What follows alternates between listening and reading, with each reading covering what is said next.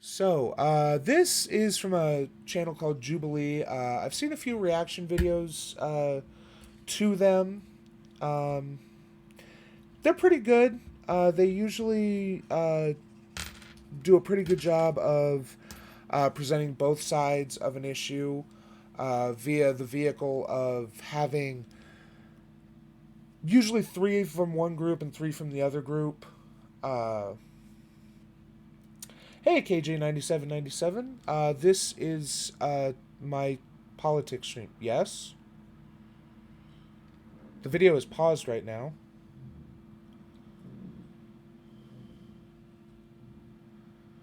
I bet you got paid to give that view, whereas if... Oh! Undoubtedly, she got paid handsomely for being on that video. But this is Jubilee. Can socialists and capitalists find middle ground? We can. It won't help. But let's see what Jubilee has to say on the subject.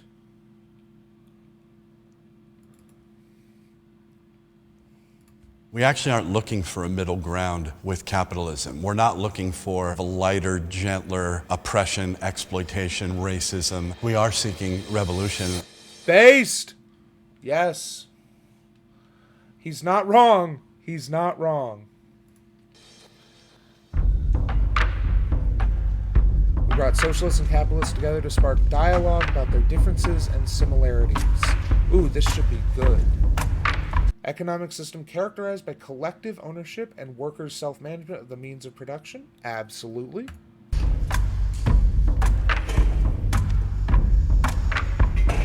KJ9797, that is often true, yes. But I think it's often useful to look at these because these are what lay people think. So it's often helpful to get in the mind of people to see what they think, especially about something as, in my opinion, important and divisive as this is. An economic system based on private ownership of the means of production and operation for profit. Okay. My name is Liberty. I'm studying psychology at UCLA. I'm 20 years old. I'm Sean. I'm 24 years old, and I'm in the Socialist Party. My name's Mimi. 2016, I was the Socialist Party's presidential candidate. I'm Shay, and I'm with the Socialist Party, and I'm 28. My name's Jack. I'm 19. I go to community college. My name's Richard, 19. I go to Cal State Long Beach as a chemistry major. That's an interesting thought, KJ. Yeah. That is often a main characteristic. It depends on how free market you want to define free market, but I agree that it's not an inherent characteristic. Major with a music minor. Can I get my socialists on? So we have three socialists who are in their mid to late 20s or much older, and three college students representing capitalism. For once, I feel like they've stacked the deck in our favor. This should be interesting. Usually it's like three dipshits on the progressive side and three like media trained people on the other side, but this time they went the other way. On the left, and my capitalists on the right.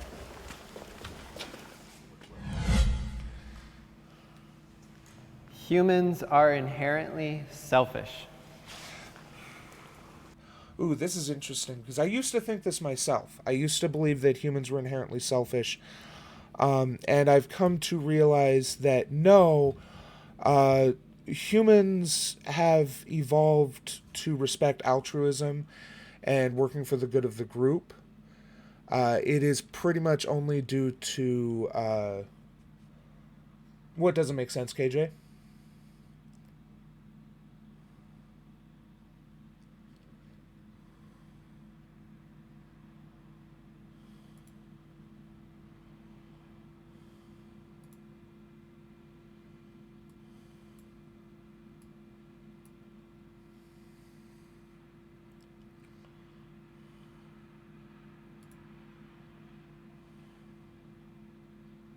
Right. Yes, absolutely.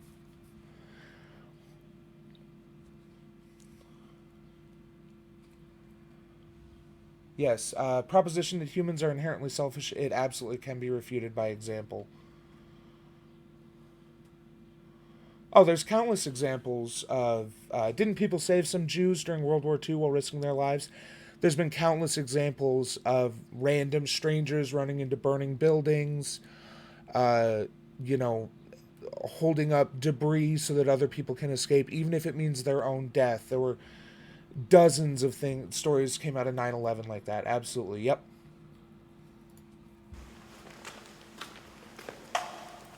Selfishness is sort of one word for it, but looking out for yourself, your own survival, and your own gain.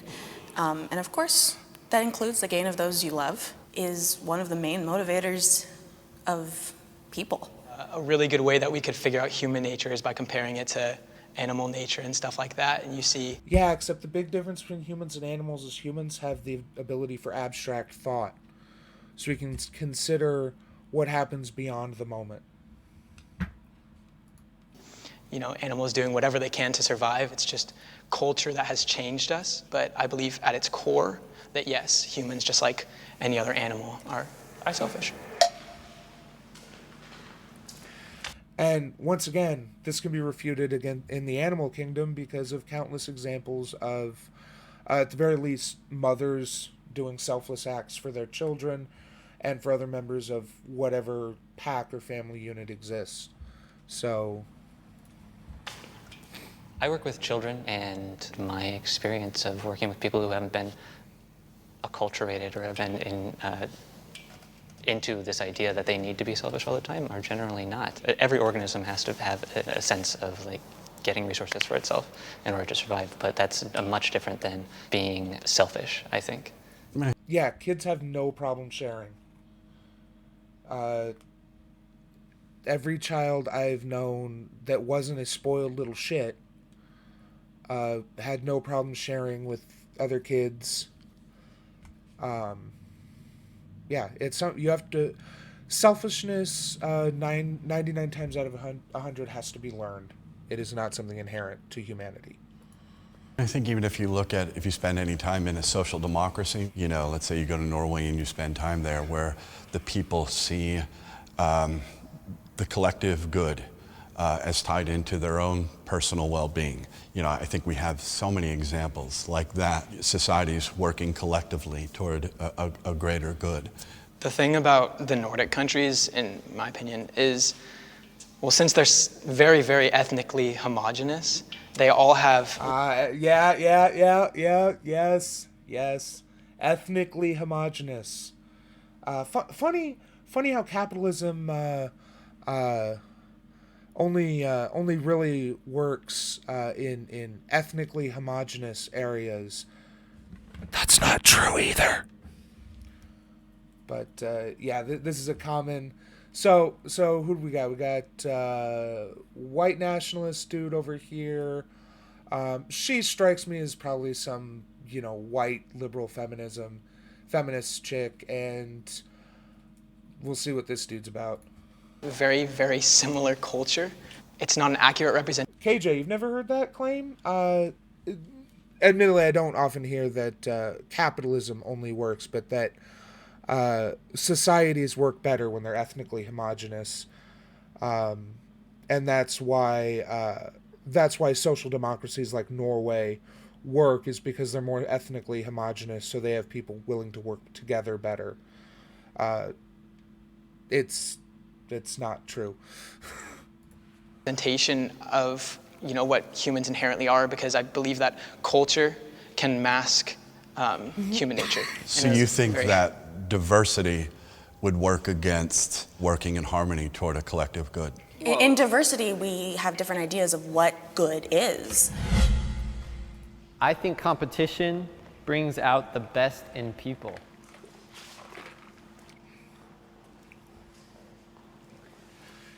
Now, this is interesting, and I'm a little disappointed the socialists are staying put, because I do agree on an individual level competition can bring out the best in people, but that there's too many factors and moving pieces well, I've heard that some white supremacists said that diversity doesn't work. Well, yeah, they're white supremacists. Of course they're going to be against diversity. But it is through diversity that pretty much every positive change in the last 200 years has happened. Not to mention, America's pretty bland if you take all the black and brown things out of it. We got shitty food, shitty music, and that's ignoring all the other positive aspects that a diverse culture brings with it. But individually, competition is good, but on a macro scale, there's too many different ways of colluding and being anti-competitive. The Habsburg monarchy was ethnically diverse, like, for 400 years. So that is debatable. They were European, and the Habsburgs were incredibly inbred. So the actual, like, Habsburg rulers were not very ethnically diverse. They may have ruled over an ethnically diverse empire, as they did, but I mean, it was still pretty much feudalism.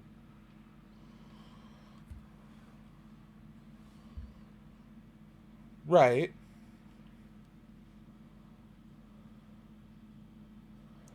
But consider the diversity we have here in America and in other places where it has led to an enormous variety in entertainment and food and things like that. And that's even with those people being more or less systemically oppressed. Especially when, we're competing for something like, let's try to create this compound that could help, the masses in some kind of health relation form. You have all these research labs trying to figure out what's the most efficient way to figure out this process. What's the most efficient way to do this? I think we need more. Yes, and that doesn't require capitalism. Like, they're going to try to tie competition into capitalism, and that's not how it works. I guess I was mistaken about this guy being a comrade. More that sort of sense of competition, especially in the sciences and whatnot. We frequently hear about the evils of monopolies. It's because, when you control an entire market, why even bother being better at anything? You've got no competition. You've got nothing to strive for, and no one can choose anything else. I agree with you both on the examples that you gave. But the thing that I'm kind of struggling with, if we're talking about efficiency, quality, then yeah, I think it brings out the best in people. But then again, it tends to bring about greed. Y'all do us such a great service. It's a trip to me because, as you're likely aware, that there's this growing support for socialism, an economic system that places people over profit, that you're willing to continue to throw out the same talking points that have failed people so miserably.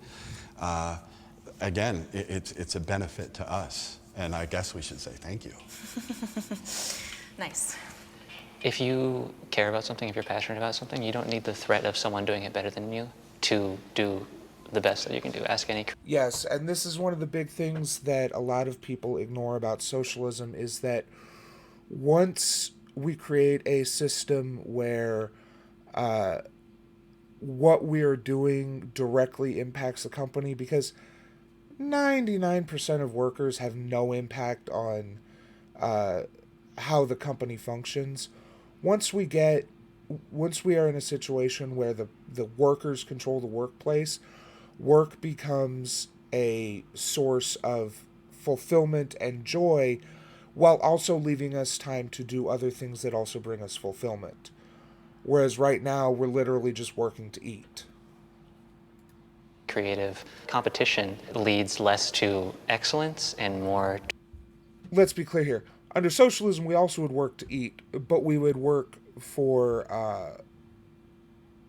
under much more egalitarian conditions. KJ, I absolutely view private businesses as authoritarian. Towards doing whatever you can to edge past the other. They are by definition authoritarian. There is one or a handful of people at the top who make decisions that get disseminated down to the rest of the business, and that's how they exist. Well,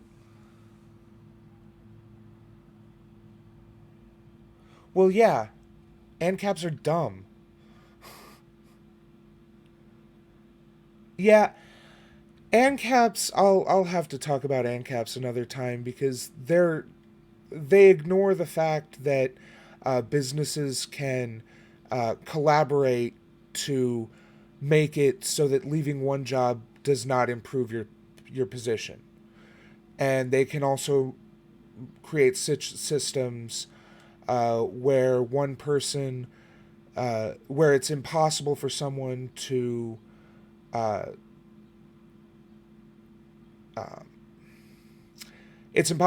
advance to a position where they can improve their material conditions.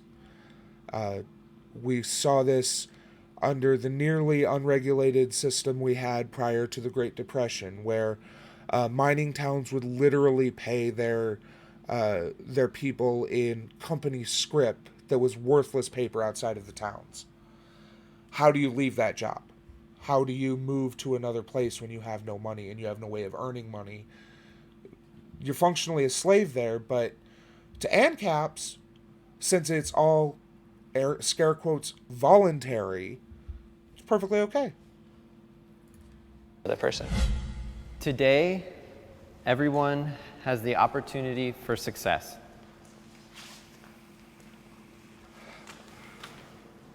So, I agree. Everyone has the opportunity.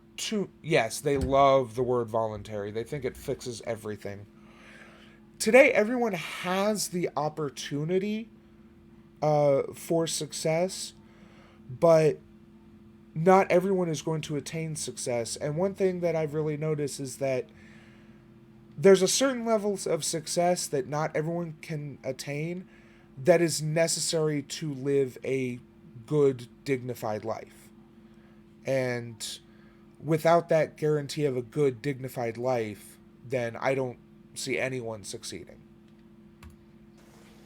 All right, if we're talking about the United States and we're talking about financial success, then yes, I would believe so. If we're talking about the world, it doesn't necessarily have to mean financial well-being or like stability. I think that it really just means how you're happy and how you're okay with yourself, and you make a goal and you pursue your goal, and if you fail or achieve it. That's exactly what I was thinking. I find that there are so many resources out there that you can enact on. It's just there's some people who just don't do anything about it. Yes, because many of those resources are either gated behind time or money. And if you have the time but don't have the money, you're just as screwed as if you have the money but not the time.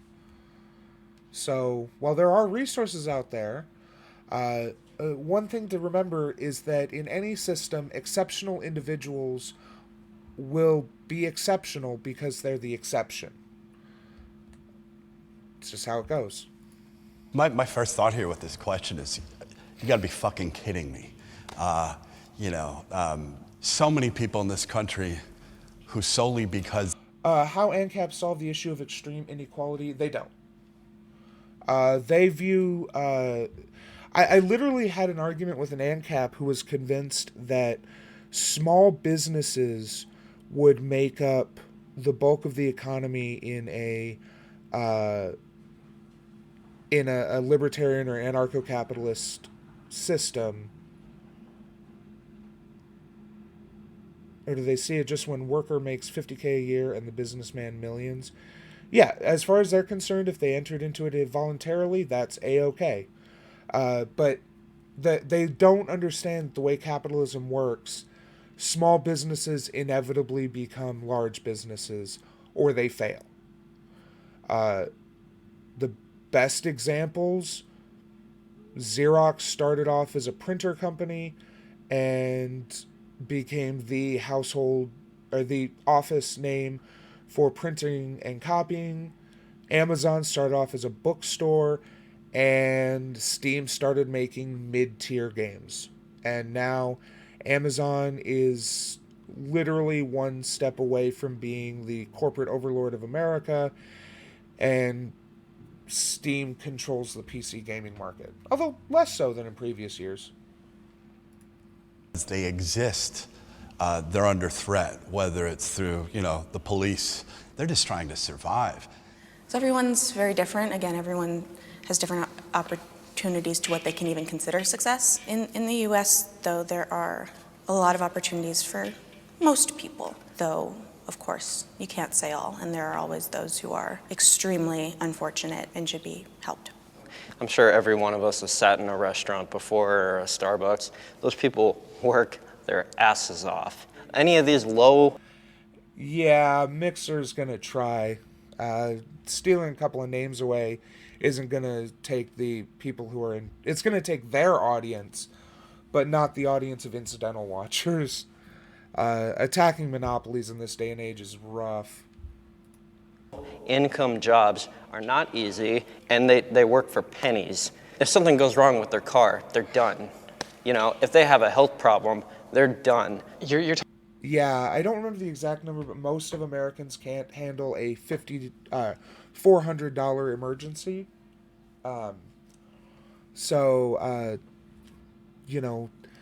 A friend of mine recently had an emergency dental problem that cost him, what was it, $3,000 or $6,000 out of pocket, and he lives paycheck to paycheck for the most part. He had a little savings. He was able to, that is the reality for the majority of Americans, but they're supposed to pull themselves up by their bootstraps. Doesn't happen. talking about financial success, though. Success is extremely relative and can be defined in many different ways. In a capitalist society, though, isn't financial success the most important thing? No. I've worked in the food industry for a number of years, and I can not say that any one of my companions was ever happy to be doing that. Yeah, and that's an interesting question. Is financial success the most important thing in capitalism? And honestly, I think it undoubtedly is. Capitalism is inherently about unending economic growth. So if you're not financially successful, then in capitalism you failed. We see this with the idea that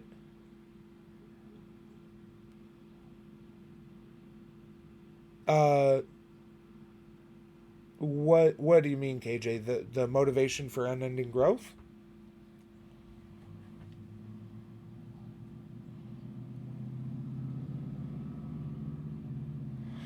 Yes, absolutely. If you put a cap on, like a tax on profits or something over a certain amount, then certainly it will, 100% tax.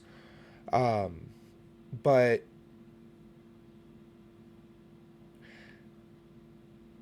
that's... At that point, what ends up happening is that they end up spinning out other sub-companies that,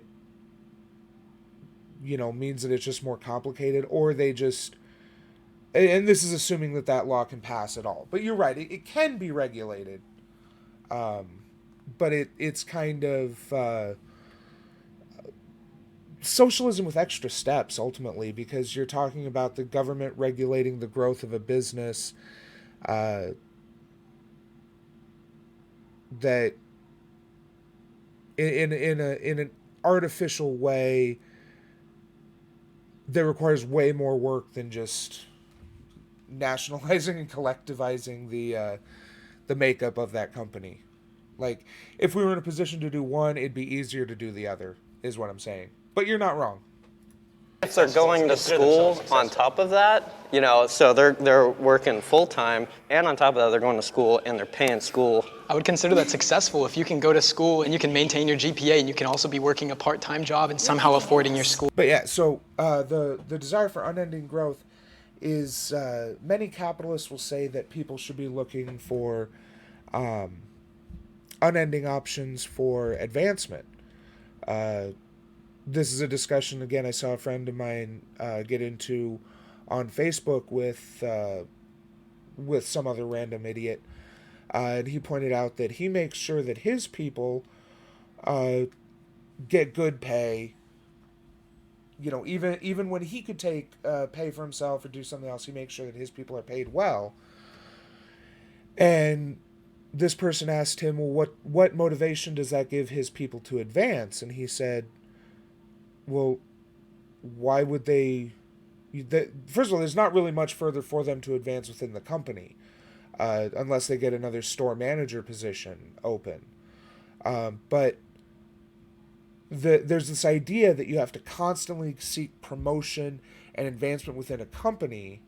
And I want to be careful here because I know a lot of people are going to accuse me of saying that personal advancement is not good. And that's not what I'm saying. You should always be seeking to better yourself and advance yourself personally. What I'm talking about is advancement within a company, within an organization that is heavily incentivized and almost required for success. I've read that in my country, LIDL or some other company did some fraud. I think it made a sacred contract with other company to control the market, and LIDL for that had to pay a fine to the state. Yeah, that could be some sort of antitrust thing or something about insider trading. I don't know anything about that. I'm sorry. But yeah, that is something that that can happen in a company where the government or where there is some oversight for businesses. Well, yeah, you're doing well in life. Society should help the underprivileged.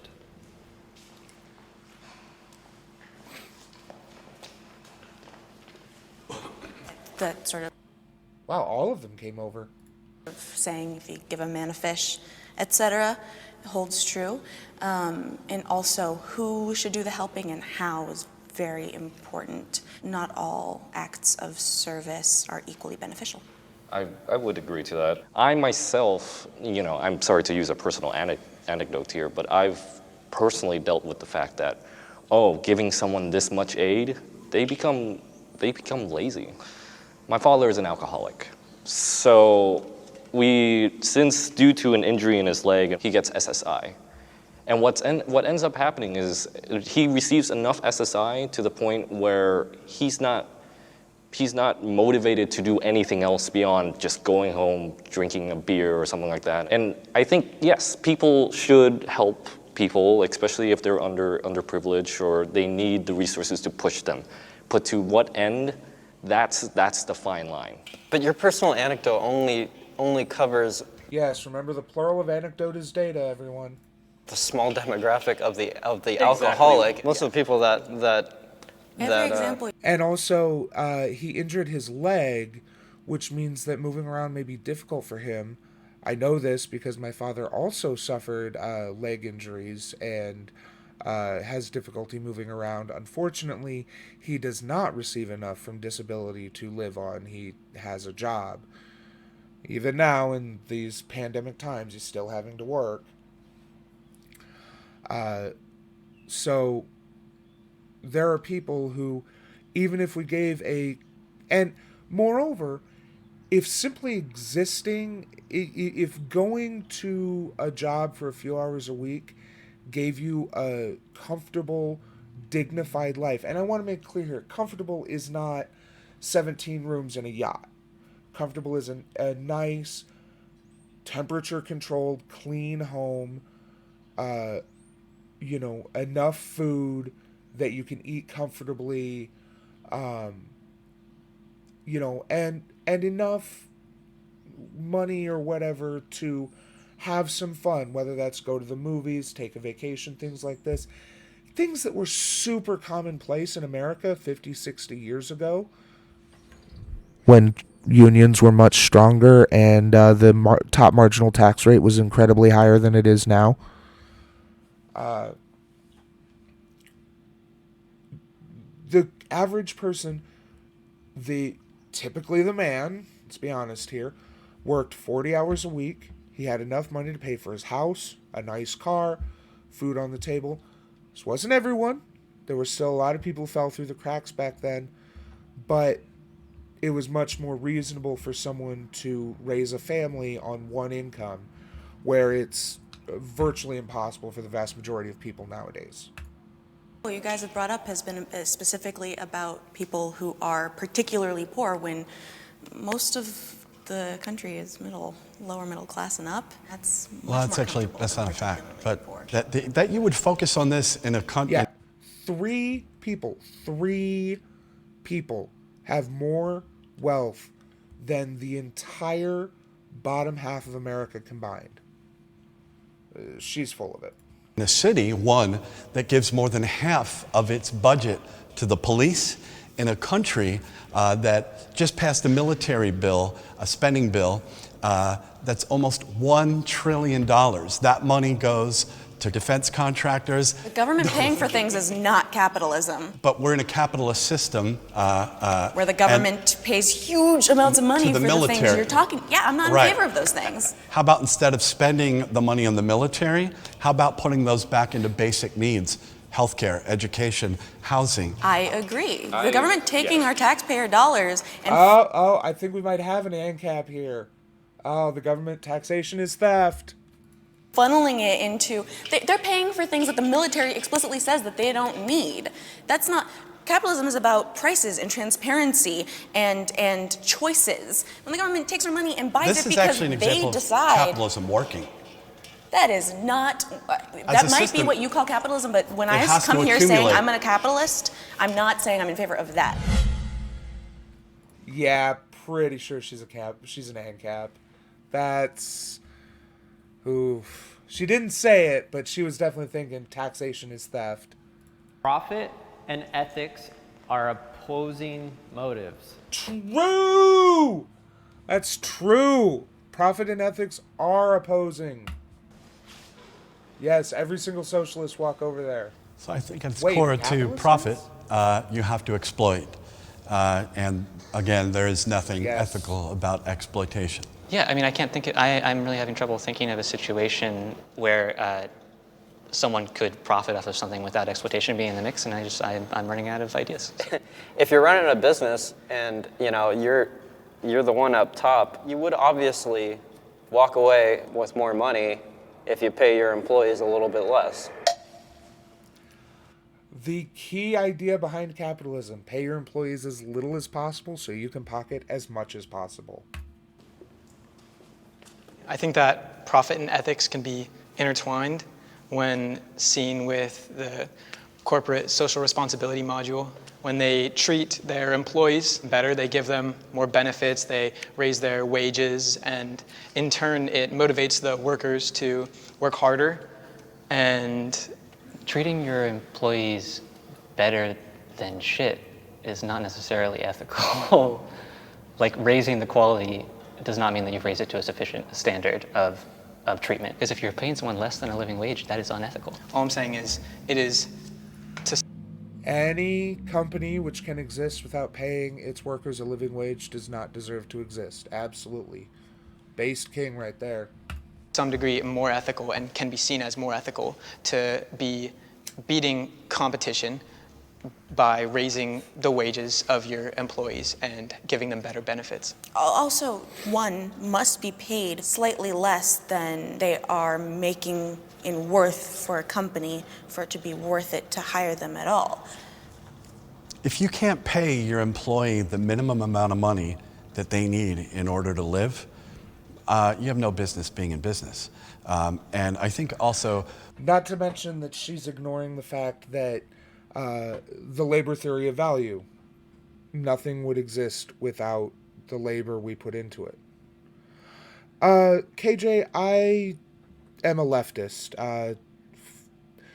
in my heart of hearts, I'm an anarcho-syndicalist, but I will mostly be advocating for some sort of market socialism or something like that.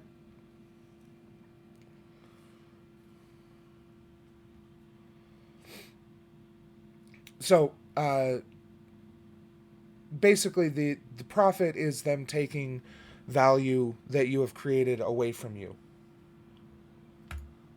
There's a tendency from the conservative side to skew away from sort of objective fact. I mentioned the MIT living wage calculator, right? Yes. That's a scientific model. Wow. That 29.25. So as a company, if you can't afford to pay your employee a living wage, that's just the minimum that they need in order to live, right?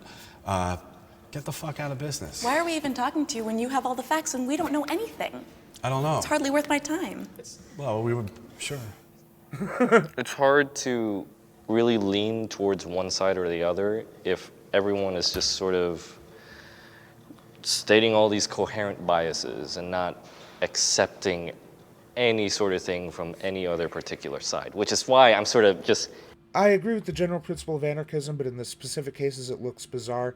That is because it's difficult to envision a society that functions without a larger entity holding a monopoly on violence. That is the difference between an anarchic society and a state society like we have now. The idea that we would work with, that there would be no monopoly on violence, we would work with social norms and social ostracization and things like that. Sounds bizarre. They sound as stupid as the ANCAP's non-aggression principle. We'll all just agree not to fight each other. And yeah, I agree. It sounds crazy in our current system, which is why I don't advocate going to that right away. I think we can create a system eventually, 100, 200, 300 years down the road where we could transition into that. But first of all, I think we need to get greater... Yeah, absolutely. That is where I'm at. Abolishing unjust hierarchies.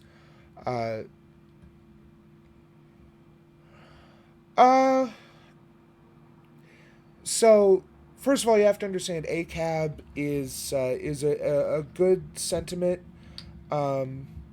because the idea with cops, with police, is that they were created, and to be fair, I don't agree with abolishing prisons. I agree that there will always be people in society who are not going to function within that society. Even if we have strong mental health system that can catch issues, even if we have a strong social safety net, all these things that cause crime, there are still going to be people who will not function within society. And so the only choice is to separate them from society. Now, that does not require a state. That does not require an organization with a monopoly on violence. All it requires is a group of people who are chosen by the people to run, to basically be law enforcement.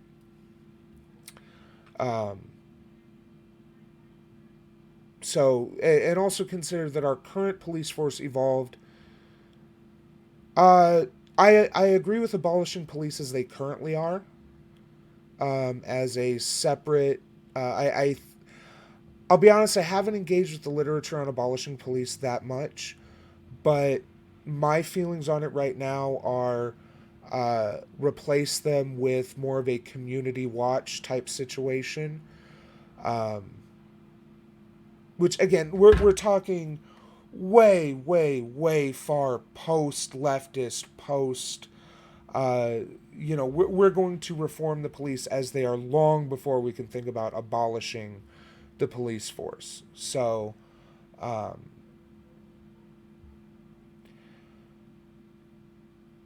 well,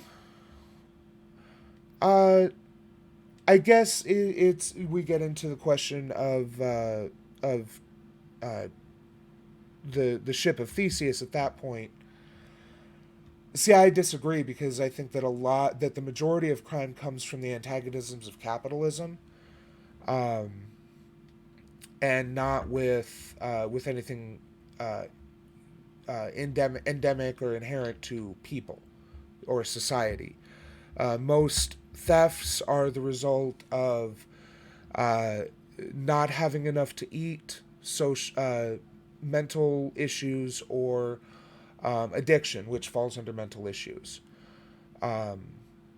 Most murders are either crimes of passion, which no police is going to prevent, and crimes of passion, I would argue, would be less likely in an egalitarian society, because crimes of passion are typically like you walk in on someone cheating. Well, if we abolish, marriage and those kind of institutions, or make them much less societal norms, then people who shouldn't be in monogamous relationships won't be. There's a number of people who I've known personally who, if we had a more healthy view of polyamory, would be very happy as polyamorous or just non-monogamous. But because of this societal pressure to be monogamous, they're what's known as serial monogamous. They jump from partner to partner, and they'll eventually cheat on their current partner, probably get with the person they cheated with, and the chain continues. Whereas if we had a more healthy attitude towards non-monogamy, maybe they could accept that, hey, I'm going to be in a and more importantly, their partners would be more open to the idea of, hey, they're not always going to get sex from me alone, but that's okay. So, to get back to talking about police. What I was saying was that society can function, I believe, without the... Well, I was talking about how most crimes under capitalism are a result of the antagonisms of capitalism. Theft, most murders are crimes of passion. If they're not, then they have there are other reasons, many of which are related to the same things that cause thefts. Killing someone to eat, to defend your area if you're in a criminal organization. So I got to abolishing marriage because I was talking about crimes of passion would likely be prevented, because you're talking about people going to... One second.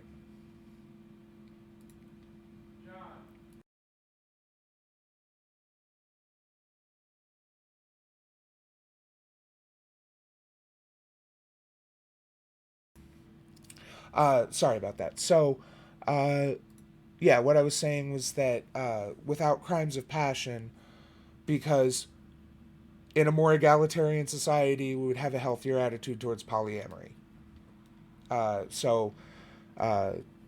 Because many people who I've known who've cheated would be perfectly happy in a polyamorous or non-monogamous mode, but that's so frowned upon in our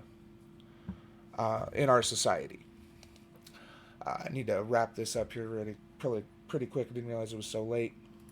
I'm trying to understand your side, and I'm trying to grasp really my side of it. And again, going back to sort of that mutual understanding of what can we do next? That sort of mutual understanding needs to be there if we're going to ever continue to see what's best for the U.S. I think one reason why, you often see like folks on the left, the socialists, communists, anarchists, et cetera, they're so passionate, and there is anger, I mean, just as far as a healthy attitude towards polyamory, viewing it as not deviant. There's a lot of people who... Yes, that is true now. Yes. But there's still a hard societal pressure, even in the West, to be monogamous. Especially... now, I'm in my 30s, so I know in real life, I know zero explicitly polyamorous or non-monogamous people. All the people I know of who are polyamorous or non-monogamous that I've met online are younger than me.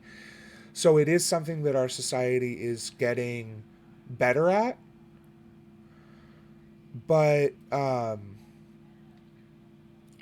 society is still very heavily slanted towards monogamy. And in my opinion, if society was less slanted towards monogamy, and remember that marriage is pretty much a feudal construct to make passing down of wealth easier. Yeah, it absolutely is a personal issue, KJ. And that's why I think we should not encourage monogamy or polyamory. Just make sure people know that both are viable options, and if you feel more comfortable with one than the other, that's fine. Absolutely. No, I agree. People shouldn't force monogamy or polyamory on anyone. I agree. But we have a society right now which effectively, with the exception of the absolute youngest generation, forces monogamy onto people from a societal, that pressure that every single person has to to marry, have kids, do all that kind of stuff. That is a societal pressure. And I think that if society didn't apply those pressures, people would be a lot happier, and we would have fewer crimes of passion. Seeing the suffering and the oppression and the exploitation, the racism, etc., you sort of feel this urgency, like we're constantly under sort of this self-criticism and self-reflection about well, how do you package what can be complex ideas into ways that are very palatable? And that's me every hour. And I think if there's a failure on the left, that would be one of them. I wish that rather than having an agenda that we try to prove and we see ourselves as winning by convincing the... Right, yes. If everything is social pressure, if we would live in a polyamory society, then polyamory would be social pressure. That is true. But my experience has been that even polyamory activists or advocates are not trying to push people into polyamorous relationships. They want polyamory to be an accepted alternative to monogamy. And right now, there's an incredible amount of social pressure on being monogamous, and I think we should remove any pressures on your relationships. We shouldn't be biasing towards or against monogamy or polyamory. Both should be equal options. And right now, again, outside of the absolute youngest generation, that is not the case. There is an incredible amount of pressure to be monogamous, and you're looked on as deviant if you're poly or just non-monogamous. Opponent, I wish that we could consider winning as finding the middle ground and finding where we're similar and finding the truth. I think if you're in the pursuit of truth, then you've won, contrary to convincing other people that you're right. Despite that we definitely disagree on pretty much everything, it's good to note the real common ground here is we as millennials and Gen Z and stuff, we're actually talking about this, whether we were able to convince the other side of anything or not, at least we give a shit about it. This is stuff that we need to talk about. This is stuff that we need to be aware of. Amen. Especially given our leaders. So, All right, guys, that's a wrap. All right. Yeah, as expected, no real middle Pleasure, ground really. found. You're cool It people. was an interesting video, and that older guy was basic. Hey guys, thanks for watching that episode of Middle Ground. Yes. Marriage is basically a construct to aid in passing down wealth from one generation to the next, and basically exists as a way of legitimizing children as initially belonging to the man's family. And it doesn't really serve any other. It basically serves as a method of legitimizing children, which is incredibly unimportant these days.